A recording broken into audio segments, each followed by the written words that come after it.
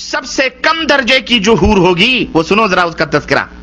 تم یہاں میلی کچیلی بیویوں کو پا کر اللہ کو بھول جاتے ہو اور سڑی گلی عورتوں کے اوپر دل پھینکتے ہو نا کہ تم عاشق ہو گئے, عشق ہو گیا, لب ہو گیا, میں لب کرتا ہوں.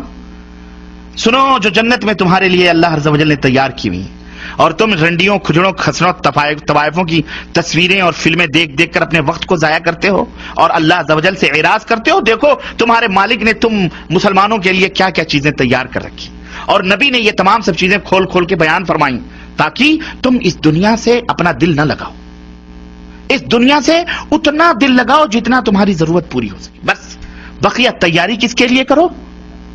اس جنت کو حاصل کرنے.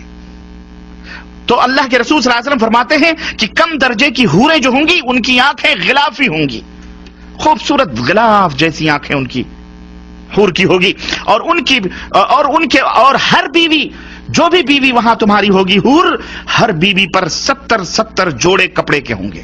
کتنے جوڑے؟ 70 نہیں, 70 جوڑے کپڑے کے, وہ پہنے ہوئے آرائش اور جمال کے ساتھ وہ گاؤ تکیہ لگائے ہوئے تمہارے انتظار میں بیٹھی ہوگی.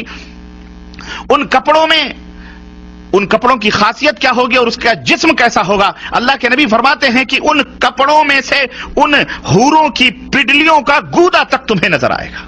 اتنی حسین اور اتنی خوبصورت ہوں گی, اس کے گودے تک تمہیں نظر آئیں گے.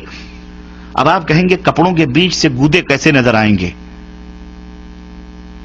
لیکن موجودہ سائنس, موجودہ دنیا نے ہر چیز ہمیں یہ سب یقینی سطح پر لے آئے ہیں. وہ میاں آپ ایکس رے مشین کے ٹیبل پر لیٹتے ہو کپڑا پہن کر کے, تو آپ کی ہڈیوں تک کے گودے تک دکھائی دیتے ہیں کہ نہیں دیتے؟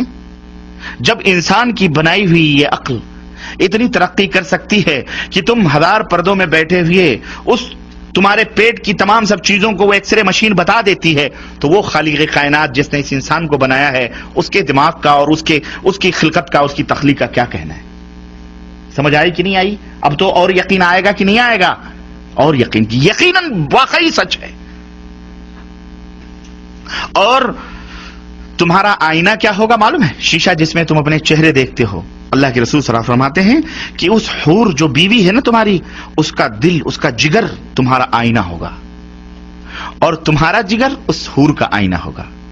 وہ تمہیں دیکھ کر سجے سنورے گی اور تم اسے دیکھ کر سجو گے اور سنورو گے.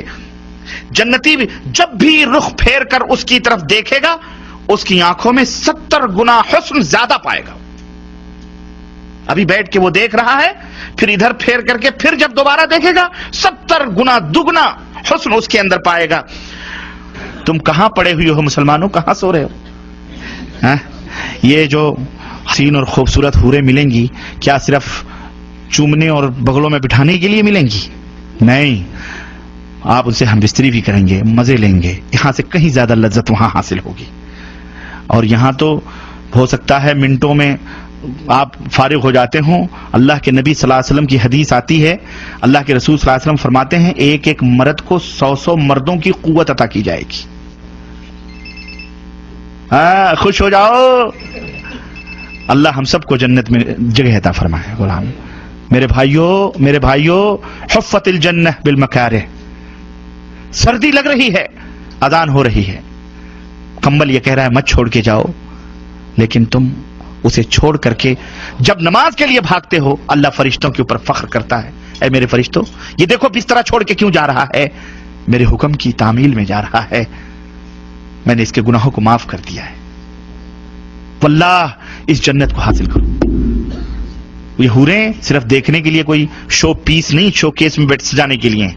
جیسے چاہو گے استعمال کرو, دبا کے 100 مردوں کی قوتیں, اور ایک نہیں. ارے جناب, ایک تو جب پیٹ بھر جائے گا تمہارا تو دوسری ایک روایت میں آتا ہے تمہارے کندھے پر آ کر کے ہاتھ رکھے گی, اور تم پلٹ کے اس کو دیکھو گے تو جو تمہارے نیچے ہے وہ کہو گی اس سے زیادہ حسین تو یہ ہے.